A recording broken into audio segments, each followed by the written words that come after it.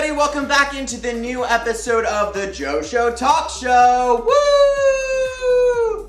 So Joshua is not here today, as you probably have noticed from the thumbnail, but he sends his love. He's just home tutoring his brother, and he's gonna be back next week for a brand new episode. But that doesn't mean that you're not getting an episode of the Joshy Talk Show this week, and we're gonna see how I can do this by myself. So, got a bunch of fun topics. I really don't know how this is gonna go. I really hope the dogs don't bark. But besides that, I got my Dunkin' coffee, I got my laptop, and I got my topic. So let's see how this goes. So the first topic we're going to be getting into is Taylor Swift re-releasing some of her old music for financial reasons. So basically what's going on here is Taylor Swift never owned the masters to her albums, and this is something new to me. So basically how the music industry works and how artist contracts usually work is it's based on like a fifth system. So 4/5 of, I wrote it down here, so 4/5 of the royalties goes to the people who own the masters. So Taylor does not own the masters. She owns the publishing rights, which means she always owned 1/5 of her albums. But now with this new contract that she has with Universal, she is going to be re-releasing all of her music because then she will own the masters. Follow me? So basically what happened is, back in the day when she released all this music when she was younger, she was in a contract where she didn't have all of the rights to her music. So she's re-releasing this music so she can basically, for lack of a better word, make some more money off of this. And more importantly, she's getting credit for the music that she created. So there was a whole scandal that went on with Scooter Braun, who maybe I'll throw a picture of him up here. You'll know him if you pay attention to the Demi documentary that has recently come out, because he is basically a manager of, I think, Demi Lovato and a few other celebrities in that age group. But basically what had happened is he had done a deal where he had sold the rights to Taylor's music over to an investment firm, and it basically means that an investment firm would be in charge of her music. And the reason that is an issue is because it sort of makes the ownership of her music like owning a piece of property. And that really didn't fly with the way that Taylor wants to do business, and she really didn't want this to become a trend for artists going forward. So basically, the catalog of Taylor Swift's music was being sold for over $300 million. And Taylor Swift was going to see none of that money because she only owned that 1/5 of the rights to her music, which we talked about earlier. That is why she is re-recording all of this, basically so she can get more money because she'll own the music all out. Which is great for her and great for Universal Music for standing behind her in this decision. So I guess the big question on everybody's mind is, will people listen to this new version that Taylor is going to be releasing? The long story short of this is, will people listen? And the answer to that question is yes. People will listen to this because she's going to be releasing more music than she had ever done before. So basically in this new album that she's releasing, it's going to include some cut songs that were cut from the original Fearless album that she recorded back in the day. Some of these cut songs include songs that she had maybe written about some of her famous exes that I know I'm interested in listening to. So if I'm interested and I'm not that big of a Swiftie, I know the true Swifties out there are, if they're not already listening to it, have plans on listening to this. So the other question on everybody's mind is, who will Spotify pick? Is Spotify going to stick with the older version that had been released that Taylor has not as much say over, or are they going to go with the new version, which is the one that Taylor had released? For a true Swiftie, I'm going to say that they're really going to want to go with this new version, especially since they know that Taylor's going to be seeing more of that money. But I'm curious to see if this becomes a trend and if more artists that have been locked into contracts like Taylor's re-release some of their old music so they have the rights to those songs. Another reason why people are going to listen to this new album is because her voice sounds just a little bit different, and the way that she was, and just based on that, I think comes from just the experience and life experience that she's had since these older tracks were released. They were released back when she was like much younger, so some of the songs that she was like yearning for success and dreams, like they sort of just hit a little bit different now. So the albums that are going to be made up in this whole new re-release process is basically all of her albums from her first self-entitled album, Taylor Swift, and this Fearless, just to put into perspective, is her second album, all the way up to Reputation, which is about 5 albums. And so this is just the first album, I guess, that we're getting. I don't know if the other one, since it is her second album, I wonder if she already had released the other one, and I just don't know. But it is sort of interesting to see where this is going to go, and I'm definitely going to be paying attention. So my next topic today is actually going to be something I'm really excited about, and that is Drag Race. And if you know anything about me, you know that I love RuPaul's Drag Race. So last night, me and Josh watched the final 4 episode where they were supposed to decide if they were going to narrow it down from a top 4 down to a top 3. Spoiler alert, they didn't, and now since this season has been going on for, I want to say, 40 years, they are going to be sticking with their top 4. Now, when I say 40 years, just to put into perspective to the people that haven't been watching this show, this premiered on January 1st of this year, and it is right now April 10th at the time of filming. So they have had over 4 months to sort of wrap this season up, and there was for the first 5 weeks, no one was eliminated. They filmed this during COVID, and there's a couple different camps of people who think that it's a good thing that this has been going on for so long, but I know for me, I am very excited and eager to see who is actually going to win this show. So I'm just going to go through the top 4 here, and I'm going to give you some of my thoughts. So the first lady that we have is Rosé. Alright everyone, so please ignore my horrible color in this next segment. I'm learning, and this took way too long to edit, so enjoy!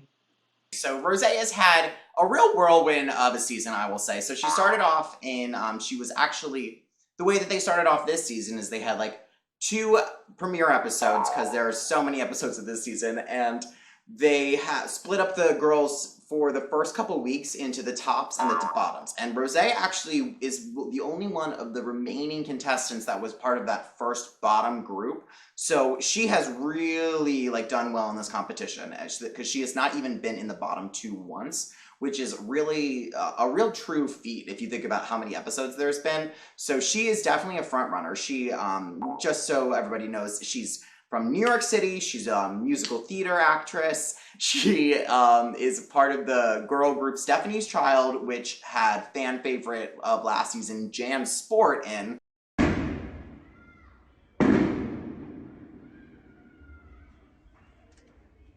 Not this.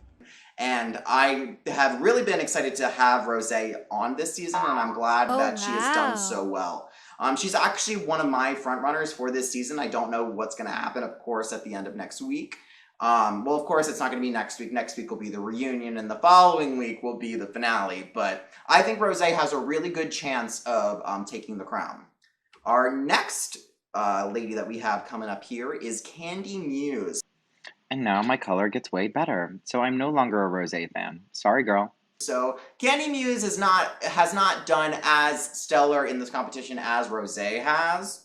Insert shade rattle, but that's not to say that she hasn't had a fantastic season. She has been entertaining from the beginning to the end. She is, of course, from the famed House of Aja, which she is made very clear this season that she is not part of anymore. And I don't think any of those girls are part of that house anymore. But she has been a true delight to have the entire season. She was almost eliminated at some point during the competition.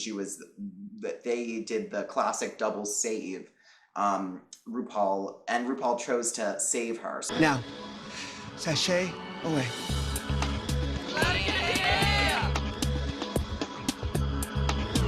Candy, wait.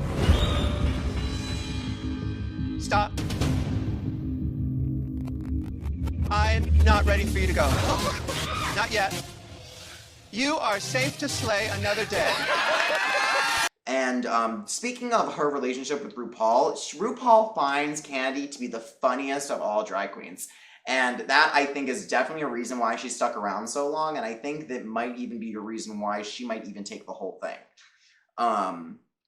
Our next queen that we're going to get into is someone that I thought, if you asked me 3 weeks ago who I thought would win this competition, it would have been this queen. So Simone, because I haven't said her name yet, is honestly, like, has been rumored to have won. She is on everyone's top of everybody's list of who is going to take home season 13, but over the past couple weeks, we've seen the sort of demise of Simone, and Drag Race does this thing where they sort of break the queens down, and this queen has really, like, she has won the most challenges, I believe. I think she's up to 4 by now, but she has had a rough couple of weeks. She's been in the bottom a couple of times. She has done a lot of confessionals where she's been crying. All of last night's episode, Joshua can attest, she spent half the episode just crying and crying and crying and crying and crying, which can get a little old. So I don't really know if she's going to win because of that. So I still think that she does have a good chance, of course, since, like, she was my front runner for most of the season. But at this point, this top 4 is really great, and I don't know if Simone is gonna. I'm not as confident that Simone is gonna take this home as much as I was maybe a couple weeks ago. But our last contestant that we're going to get into is Got Mick. So Got Mick, honestly, like, if you see this outfit, this is all the pictures I'm showing you guys right now is just their promo looks. But from the beginning, Got Mick has been really just, like, killing this competition. This is, first of all, their outfit. She's the first ever, it should be said that she is the first ever trans male contestant to appear on RuPaul's Drag Race, which is a huge thing. If you follow this show, you know that there's been quite a few controversies of RuPaul not exactly being as, not RuPaul itself, I mean, I shouldn't say that. I mean, RuPaul's Drag Race, the show, has not been as inclusive when it comes to their trans contestants. And there's been a lot of rumors about girls not getting on the show because of their trans status and all of that. And I'm not going to get into all that, but I will just say that this has been great representation, I believe, for the trans male community. I'm not speaking of from experience, of course, but I definitely think, like, Gottmik has been getting into it in the show. She said that there's no one on TV that when she was growing up ever she sort of could look up to, and there would be no real representation for who who they are. And Gottmik has even said himself that growing up, he had never seen anyone on TV who resembled him fully, and this is a fantastic thing to have representation for. But besides that, without even mentioning all of that, Gottmik has been killing this competition. She has never been in the bottom 2 like Rosé, but she also made it through that first episode and won that lip sync. So she has been really just, like, killing this competition. She has discovered her comedy side, which she was really in love with. Also, Gottmik probably would be the only contestant that doesn't really need RuPaul's Drag Race, because she has been a makeup artist for some famous people, including Heidi Klum and a bunch of other celebrities. And she's even done, like, some of Heidi Klum's famous, like, makeup that she's done for, like, her Halloween parties that is really insane. So she's an incredible makeup artist, an incredible talent, and I really think that at this point, I think Gottmik might take this home, which is really something to say, because I would have never guessed that maybe just a couple weeks ago.